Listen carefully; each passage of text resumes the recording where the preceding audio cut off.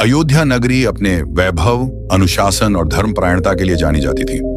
राजा दशरथ के शासन में प्रजा सुखी थी और चारों ओर शांति का वातावरण था।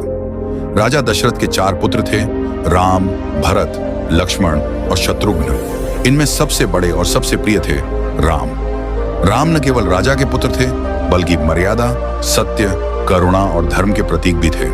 गुरु वशिष्ठ और अन्य ऋषियों के सानिध्य में राम ने बचपन से ही शास्त्र, नीति और जीवन के आदर्श सीखे थे। जैसे जैसे राम युवा हुए, पूरे अयोध्या में यह भावना बनने लगी कि राम ही भविष्य के आदर्श राजा होंगे। समय बीतने के साथ राजा दशरथ की आयु ढलने लगी। उन्होंने यह अनुभव किया कि अब राज्य की बागडोर योग्य हाथों में सौंप देनी चाहिए। मंत्रियों, गुरुओं और सभासदों से विचार विमर्श के बाद यह निश्चय हुआ कि राम का राज्याभिषेक किया जाए। यह समाचार पूरे नगर में उत्सव की तरह फैल गया। अयोध्या की गलियां सजने लगी, घर घर दीप जलाए जाने लगे और हर चेहरे पर प्रसन्नता दिखाई देने लगी। माता कौशल्या आनंद से भर उठी और प्रजा को ऐसा लगने लगा मानो राम का राज्याभिषेक नहीं, बल्कि धर्म की स्थापना होने जा रही हो। लेकिन इसी समय महल के भीतर एक और कहानी आकार ले रही थी। यह कहानी थी रानी कैकेयी की, जो पहले राम से अत्यंत प्रेम करती थी। कैकेयी वही थी जिन्होंने देवासुर संग्राम में राजा दशरथ की रक्षा कर उनका प्राण बचाया था। उस युद्ध के बाद राजा दशरथ ने प्रसन्न होकर कैकेयी को 2 वरदान देने का वचन दिया था। उस समय कैकेयी ने वे वरदान नहीं मांगे थे, लेकिन राजा ने उन्हें अपने वचन से बांध लिया था। जब राम के राज्याभिषेक की तैयारी चल रही थी, तब कैकेयी की दासी मंथरा ने उन्हें भड़काना शुरू किया। मंथरा ने कैकेयी के मन में यह भय बैठा दिया कि यदि राम राजा बने तो भरत का भविष्य अंधकारमय हो जाएगा और कैकेयी का सम्मान भी घट जाएगा। मंथरा की बातों ने कैकेयी के मन में ईर्ष्या और असुरक्षा की भावना पैदा कर दी। धीरे धीरे कैकेयी का मन बदलने लगा और उनका स्नेह क्रोध में बदल गया। कैकेयी ने कोप भवन में जाकर राजा दशरथ को बुलाया। जब राजा वहां पहुंचे तो उन्होंने कैकेयी को उदास और क्रोधित पाया। राजा दशरथ ने उन्हें मनाने का प्रयास किया, लेकिन तब कैकेयी ने अपने दोनों वरदानों की याद दिलाई। विवश राजा दशरथ ने वरदान देने की बात स्वीकार की। तब कैकेयी ने पहला वरदान मांगा कि भरत को अयोध्या का राजा बनाया जाए और दूसरा वरदान यह कि राम को 14 वर्षों के लिए वनवास दिया जाए। यह सुनकर राजा दशरथ स्तब्ध रह गए। उनके लिए यह आघात असहनीय था। राम उनका प्राण थे और उन्हें वन भेजने की कल्पना भी उनके लिए पीड़ा से भरी थी।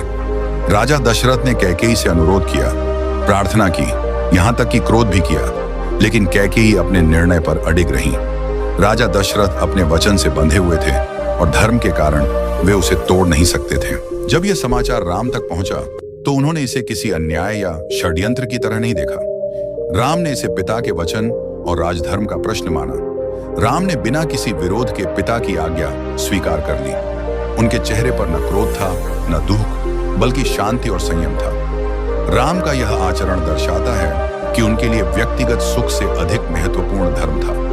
माता कौशल्या यह सुनकर व्याकुल हो उठी। उनके लिए यह असहनीय था कि उनका पुत्र बन जाए। लक्ष्मण क्रोधित हो गए और उन्होंने राजा दशरथ और कैकेयी के निर्णय पर प्रश्न उठाया, लेकिन राम ने लक्ष्मण को समझाया कि पिता का वचन और धर्म सर्वोपरि है।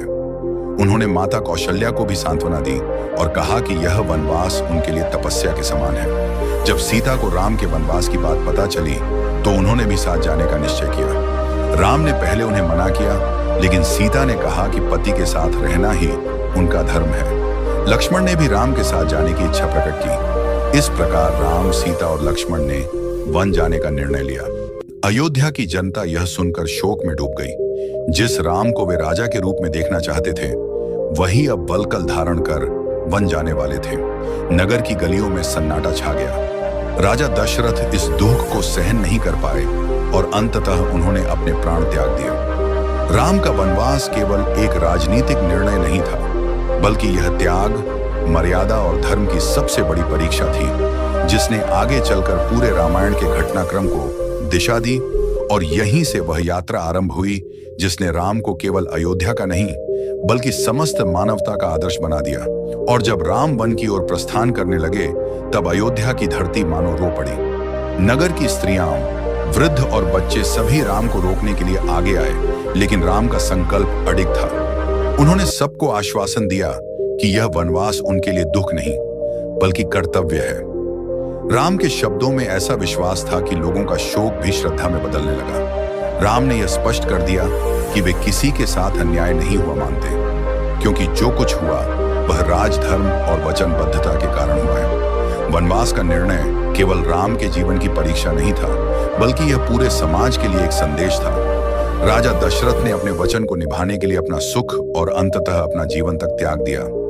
कैकेयी ने अपने भय और असुरक्षा के कारण ऐसा निर्णय लिया जो आगे चलकर उनके लिए भी पीड़ा का कारण बना। भरत, जिन्हें राज्य मिलना था, जब यह सब जानकर अयोध्या लौटे तो वे अत्यंत दुखी हुए। उन्होंने राज्य स्वीकार करने से इनकार कर दिया और राम को लौटाने के लिए वन की ओर प्रस्थान किया। भरत का आचरण यह दर्शाता है कि राम के वनवास का कारण केवल सत्ता की राजनीति नहीं थी, बल्कि यह परिवार, समाज और धर्म के बीच संतुलन की एक जटिल कहानी थी। जब भरत चित्रकूट पहुंचे और राम से अयोध्या लौटने का आग्रह किया, तब राम ने स्पष्ट कहा कि पिता का वचन पूरा होना चाहिए।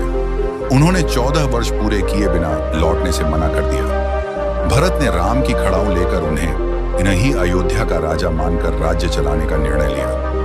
राम का वनवास ये भी दिखाता है कि कभी कभी जीवन में ऐसे निर्णय आते हैं जो हमें अन्यायपूर्ण लगते हैं, लेकिन यदि हम उन्हें धर्म और कर्तव्य की दृष्टि से देखें तो वे हमें भीतर से मजबूत बनाते हैं। वन में रहते हुए राम ने अनेक राशियों की रक्षा की, असुरों के अत्याचार का अंत किया और समाज को यह संदेश दिया कि सत्ता या वैभव के बिना भी धर्म की रक्षा की जा सकती है। सीता और लक्ष्मण का राम के साथ जाना भी वनवास के उद्देश्य को और गहरा बना देता है। यह केवल एक व्यक्ति का त्याग नहीं था, बल्कि पूरे परिवार का साझा संकल्प था। सीता ने वन के कष्टों को स्वीकार किया और लक्ष्मण ने भाई की सेवा को अपना जीवन लक्ष्य बना लिया। इस प्रकार वनवास ने राम, सीता और लक्ष्मण के संबंधों को और अधिक मजबूत किया। यदि गहराई से देखा जाए तो राम को 14 वर्ष का वनवास इसलिए मिला क्योंकि यह समय उनके जीवन को एक आदर्श राजा बनने के लिए तैयार करने वाला था। वनवास के दौरान राम ने आम जनजीवन के कष्टों को देखा, आर्षि मुनियों के तप का महत्व समझा और समाज के हर वर्ग से जुड़ने का अवसर पाया। यही अनुभव आगे चलकर उन्हें राम राज्य की कल्पना तक ले गया, जहां न्याय, करुणा और समानता सर्वोपरि थी। राम का वनवास हमें यह भी सिखाता है कि सच्चा धर्म केवल शब्दों में नहीं, बल्कि कर्म में होता है। राम चाहते तो अपने अधिकार का उपयोग कर सकते थे, लेकिन उन्होंने ऐसा नहीं किया। उन्होंने पिता के वचन को सर्वोच्च माना और व्यक्तिगत सुख का त्याग किया। यही कारण है कि राम केवल एक ऐतिहासिक या पौराणिक पात्र नहीं, बल्कि जीवन जीने की एक सोच बन गए। अंततः 14 वर्ष का यह वनवास केवल दंड नहीं था, बल्कि एक महान उद्देश्य की तैयारी थी। इस अवधि में राम ने जो सीखा, जो सहा और जो किया, वही उन्हें मर्यादा पुरुषोत्तम राम बनाता है। इस वनवास ने यह सिद्ध कर दिया कि सच्ची महानता सत्ता में नहीं, बल्कि त्याग, संयम और धर्म के मार्ग पर चलने में होती है। और यही कारण है कि राम का यह वनवास आज भी मानव जीवन के लिए एक गहरा और प्रेरणादायक संदेश बनकर हमारे सामने खड़ी है। ऐसी ही रोचक और भक्तिमय कहानियां आगे सुनने के लिए मेरे चैनल को सब्सक्राइब जरूर